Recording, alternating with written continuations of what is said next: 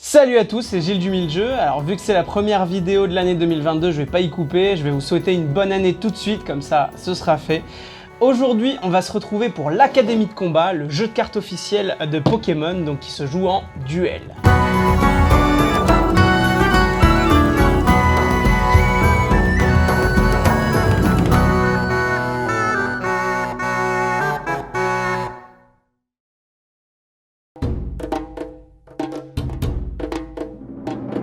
Alors tout d'abord pour la présentation du contenu de la boîte donc de l'Académie de combat Pokémon, nous avons donc un plateau de jeu sur lequel nous allons évoluer et placer nos Pokémon. Nous avons 3 decks, donc respectivement un deck Mewtwo, un deck Pikachu, un deck Dracofeu. Il y a à l'intérieur de chacun de ces decks donc 60 cartes, dont une GX à l'effigie donc de chaque Pokémon qui est représenté sur ces decks.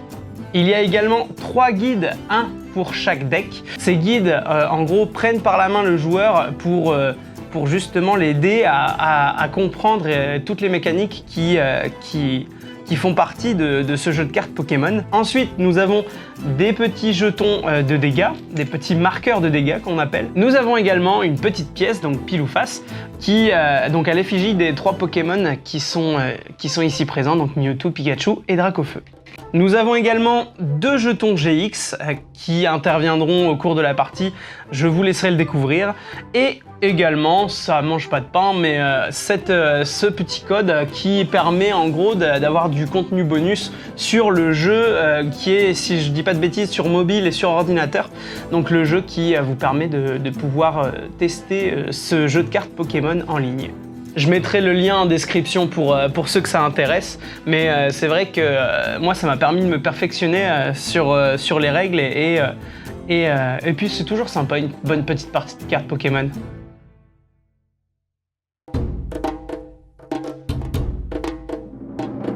Donc au niveau de la mise en place pour l'Académie de combat Pokémon et pour le jeu de cartes Pokémon dans sa globalité, vous allez donc chacun sélectionner un deck. Pour ma part, pour l'exemple là j'ai choisi le deck Dracofeu contre le deck Pikachu. Donc la mise en place est plutôt intuitive parce que tout simplement vous placez votre deck sur l'espace deck de votre plateau ainsi qu'à votre adversaire, et ensuite vous allez pouvoir commencer à placer les différentes cartes sur votre plateau. Pour commencer, chaque adversaire va piocher les 7 premières cartes de son deck.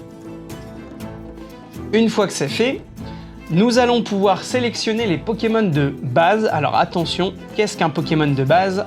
C'est un Pokémon qui a l'occurrence base en haut à gauche de sa carte. L'exemple ici de Kangourex montre que c'est un Pokémon de base. Reptincelle, lui en revanche, est un Pokémon de niveau 1. Ce n'est pas un Pokémon de base, c'est l'évolution de Salamèche. Maintenant que nous avons vu ce que c'était que les Pokémon de base, nous allons donc pouvoir, après avoir pioché nos 7 cartes, sélectionner les Pokémon de base que nous possédons et les placer face cachée, donc un sur le poste actif obligatoirement, ce sera notre Pokémon actif, et les autres jusqu'à 5 sur le banc. Normalement, lors de la mise en place d'une partie, nous devons placer nos Pokémon de base face cachée. Là, pour l'exemple, je me permets de les mettre face visible. Petite particularité pour les règles avancées, si dans votre main de base, donc les 7 cartes que vous prenez en premier lieu, si vous n'avez pas de Pokémon de base dans votre main, vous allez devoir vous en défausser. On appelle ça dans Pokémon la misère, dans Magic par exemple on appelle ça le mulligan. Dans Pokémon, donc si nous devons mulligan entre guillemets, nous devons montrer à notre adversaire que nous n'avons bien pas de Pokémon de base dans notre main. Ensuite, nous allons mélanger notre main avec notre deck, nous allons repiocher 7 nouvelles cartes et notre adversaire pourra repiocher une carte supplémentaire par fois où nous avons dû faire appel à cette règle de la misère. Une fois que le plateau avec les Pokémon est prêt, nous allons prendre les 6 cartes suivantes, hop, et nous allons les placer sur les cases cartes récompenses. Ce seront donc nos cartes récompenses pour la partie. Car en effet dans Pokémon il y a plusieurs moyens de gagner, mais la principale c'est de piocher toutes nos cartes récompenses. Une fois que l'un des joueurs a pioché toutes ces cartes récompenses, c'est lui qui remporte la partie. Il est également possible de gagner si notre adversaire n'a plus de deck et donc du coup ne peut plus piocher de cartes. Ou alors, il est aussi possible de gagner si notre adversaire n'a plus de Pokémon, que ce soit sur son poste actif ou sur son banc. Ensuite, une fois que nous avons placé nos cartes récompenses, nous allons pouvoir retourner nos Pokémon, les mettre face visible et ensuite, le combat peut commencer.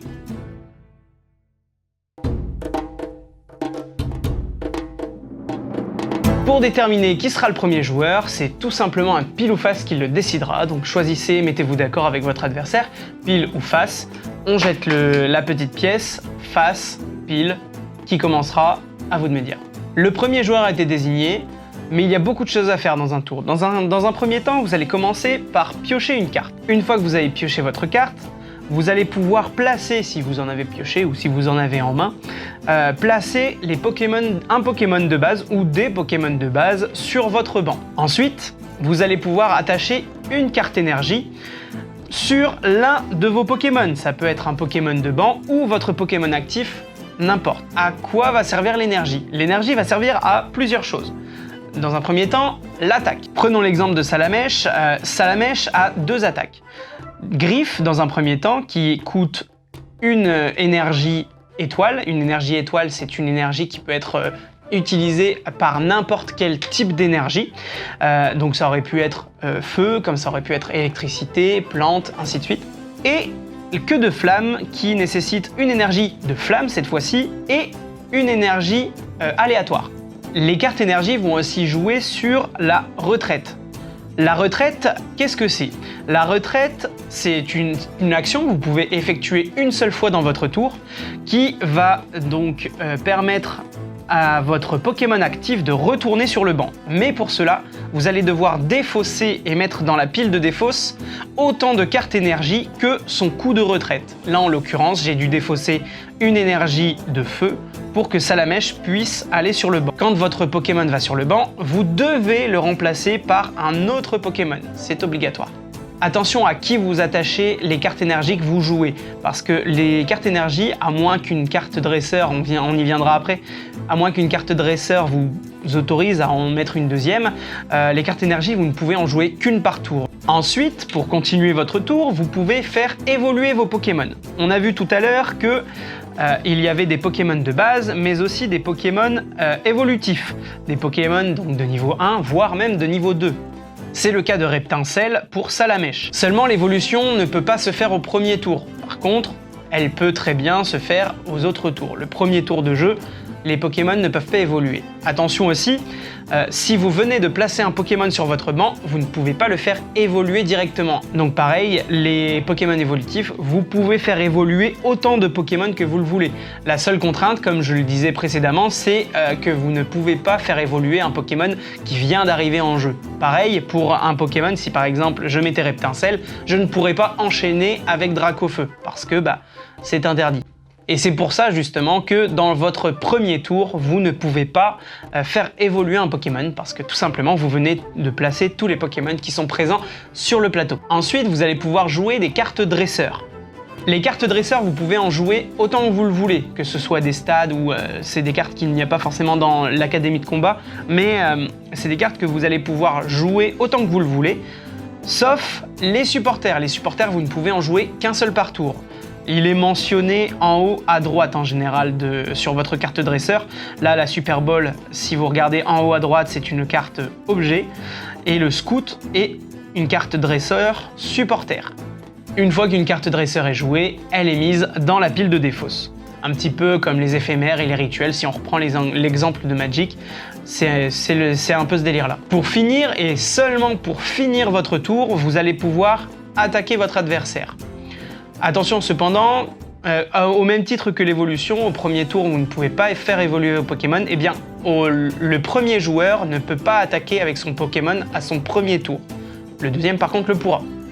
L'attaque est toujours l'action qui clôture votre tour et qui fait passer le relais à votre adversaire. Comme je le disais tout à l'heure, il faut bien vérifier que le bon nombre de cartes énergie est attaché pour lancer la bonne attaque avec votre Pokémon. Là, en l'occurrence, Salamèche va pouvoir faire Griffe, parce qu'il a une carte énergie sur lui. Il va infliger 10 10 points de dégâts. Donc on va symboliser avec les marqueurs que vous avez mis sur le côté précédemment.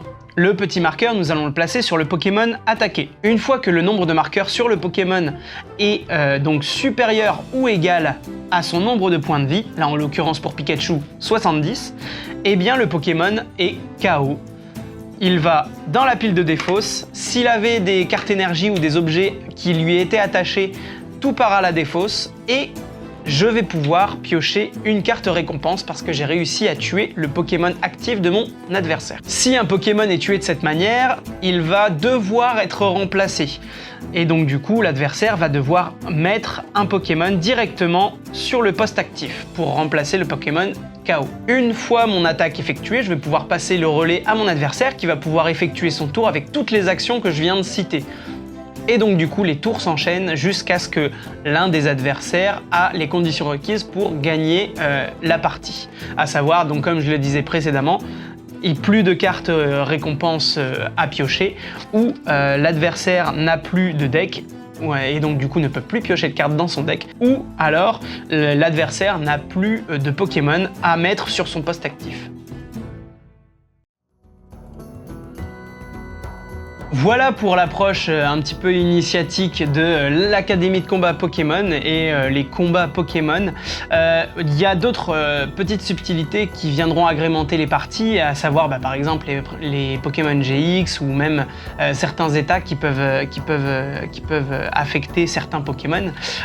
Nous verrons tout cela dans la prochaine vidéo qui devrait être une partie test en situation réelle avec un adversaire, comme j'ai l'habitude de le faire.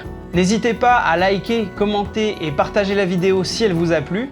Voilà, il ne me reste plus qu'à vous dire à la prochaine. Encore une fois, une bonne année et salut les gamers!